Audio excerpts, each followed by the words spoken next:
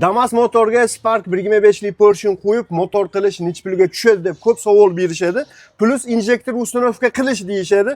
Bu mashinaga ham motor qilganmiz, ham injektor ustanovka qilganmiz. Xudo xolasa mashina yurib, egalari obqatkalarni qilib 1000 kilometr yurib, hozir bizga olib kelganlar, klapanlarni tortib, ligrovkalarni qildi. Avtolargacha yangilab berganmiz. Bu mashina Andijondan bizga ishonch bildirib olib kelgandilar. Biz egalaridan bilamiz buni. Necha kilometr yurdingiz? 1000 kilometr yurib keldim. Narxi bilan ham qo'yib berishimiz kerak edi. Necha pul ketgani esingizda.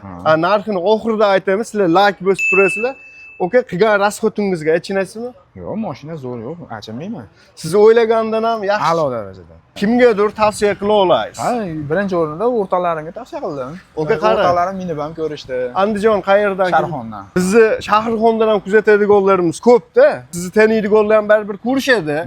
Sizga qanaqadir tanib turib, telefon qilishsa, ma'lumot beraverasiz. Beraveramiz, manzilni aytamiz, ustalarimiz, bu hamma yo'q. Hech qayerga yugurmaydi menga shu tomoni. Misol, zapchastga, shilipovkaga, bu narsaga yugurmaydigan, shunday bitta tashlaysiz ekan, mashina bo'ldi, pulni sanab olib ketasiz ekan. Taniganlar bitta like bosib, podpishka qilib yuborasizlar. Kommentariyada qanaqadir savollaringni bersanglar, inshaalloh javob beramiz. Bu narxi necha pul ketdi? Honda motor injektorga 11 million ketdi. Narxini eshitdinglar, ikkilanib yurgan yaqinlarga yo Damas bor tanishlarga jo'natib qo'yasizlar va obuna bo'lish esingizdan chiqmasin.